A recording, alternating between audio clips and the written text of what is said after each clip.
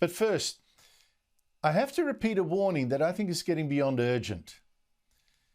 If this Albanese government doesn't wake up, we could go where Britain is right now, with electricity so scarce and so expensive that the big prize in a spin the wheel promotion for one morning TV show is that it will pay your energy bill.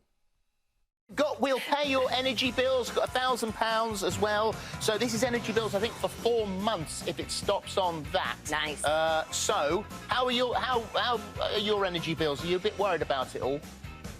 Major. Yeah. Are you? I've got one of these prepayment meters, and it's absolutely murder. Now, true, the energy crisis in Britain is caused in part by Russia cutting gas supplies to Europe as an act of war. But Britain also made it worse by going green. It went all for renewables. It cut back on coal, banned fracking for gas, so that energy prices have now nearly doubled for households this year and much, much more for businesses. We're paying your energy bill for 4 months. Oh, fantastic. Or perhaps you should look to green California. There's another warning which 2 weeks ago said it would ban sales of petrol cars, but today was already facing blackouts in a heat wave. Not enough electricity even to charge electric cars because of its green schemes, because California's increasing reliance, we're told, on solar power and other renewable sources has made the grid susceptible to blackouts in the early evening where, design flaw, solar panels go dark, but the weather stays hot. Or we could indeed be warned by Germany, where a coalition with the Greens, a government coalition, now rules. Germany, which foolishly closed coal mines and coal-fired power stations, is now so short of electricity after Russia cut supplies that it's had to agree to postpone its ban on nuclear power. We need energy. We need energy in Germany and we need energy in Europe. Blackouts threatened there too. And all this is in our future as well, except, of course, unlike Germany, we don't have nuclear power to bail us out. All this is in our future because the Albanese government seems totally blind to two things. One, how green energy schemes overseas are leading to disaster. Two, how their own green plans for Australia are already in massive strife.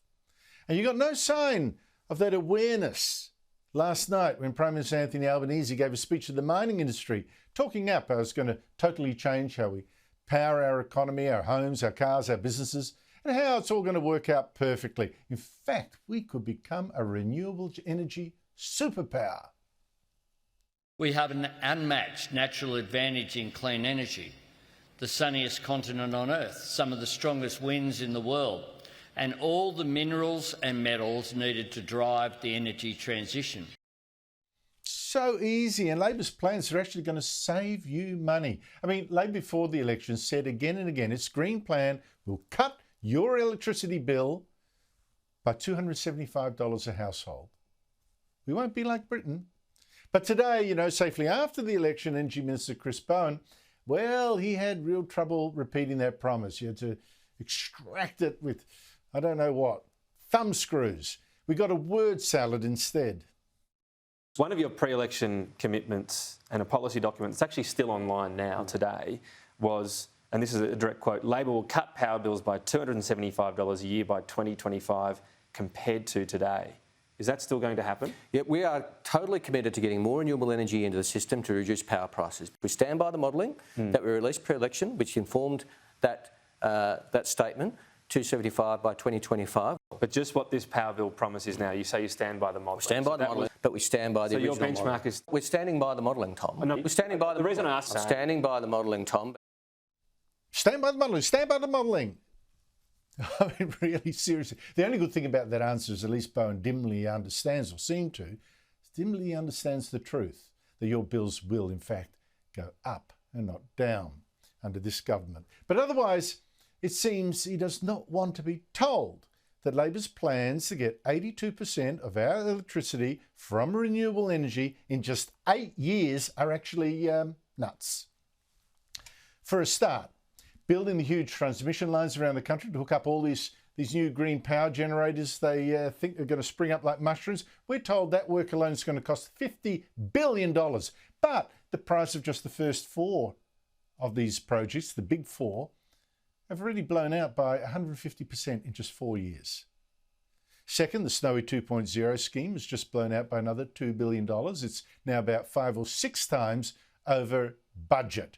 And it's probably a white elephant. And that's going to be a real problem, because when you rely so much on wind and solar, as you see in California, you do need backup power for when the wind doesn't blow or the sun doesn't shine. Snowy 2.0, Malcolm Turnbull's big scheme, that was supposed to be part of the solution, using renewable energy, wind and solar, to pump water up to a dam high up when there was lots of wind and solar, and the price was cheap. And then when there wasn't, to let that water fall to a lower dam to create hydropower. Sounds great, but it's over budget, over time, probably won't work well.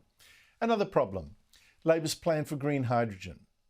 Green hydrogen made by pumping huge amounts of electricity into water to create a very volatile gas. But no one's actually figured out how to make that work at scale. Yet Labor immediately factored in like it was going to work a beauty. In fact, Minister Bowen even said that another backup power plant in Kurri Kurri, New South Wales, had to use some hydrogen when it comes online next year, and then go 100% hydrogen by 2030. But the expert in charge of this project, Paul Broad, he warned him, well, look, that's just not going to work. Hydrogen is many, many years away from being commercial. I think you could have hydrogen running to Kurri Kurri when there's no hydrogen produced at all in Newcastle. Just doesn't make any sense. But Bowen could not accept that truth from his expert. So Paul Broad was forced to resign. And Bowen today just tried to brush it off. So the Snowy Hydro business case, released pre-election, says explicitly, and it's still on the website, 30% green hydrogen is possible with minimal investment. From day one? That's what the Snowy Hydro business case said. Now, we are working... Paul Broad says that can't happen. Was there disagreement because... I didn't write the Snowy Hydro business case, but look, I'm not here to prosecute any arguments. No, he doesn't want an argument. Of course not. And this is frightening, because you've got this global warming extremist, Chris Bowen, in charge of changing the whole way we power this country. And an expert can't tell him that certain projects just can't work. He's out in his ear. And think of the sheer scale of what else Bowen has to do to meet his targets. You heard before that clip, the Prime Minister saying to the mining industry, oh, well, we can be a renewable energy superpower, really. Yeah? Well, a group of Australian and American academics and energy experts, they're true believers, they're not like me. It's called the Net Zero Australia Steering Committee. They said just to export clean energy at the same rate as we do with fossil fuels today may require several Tasmania-sized solar hubs across the north of the country to produce hydrogen using desalinated seawater, plus a workforce of nearly 1 million people. So you've got to imagine an area the size of Tasmania, carpeted from coast to coast with solar panels.